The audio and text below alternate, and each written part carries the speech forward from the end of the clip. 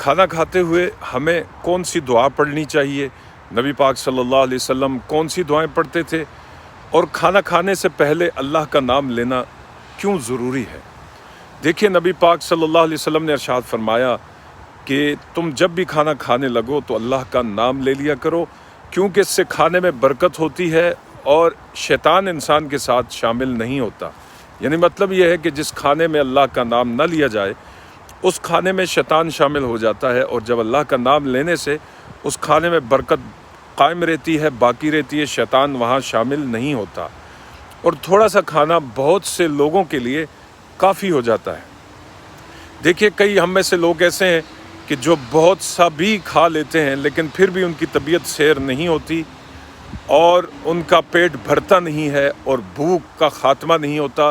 جہاں اس کی اور بہت سی وجوہات ہو سکتی ہیں، وہاں اہم اور مین وجہ یہ بھی ہے کہ وہ کھانے سے پہلے اللہ کا نام یقیناً نہیں لیتے ہوں گے، جس کی وجہ سے یہ معاملات پیش آتے ہیں۔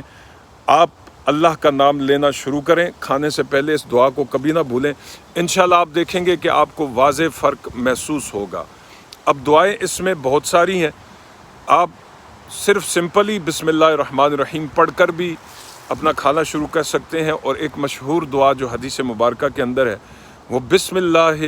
اولہ و آخرہ، وہ اس صورت میں ہے جب آپ اللہ کا نام لینا بھول جائیں۔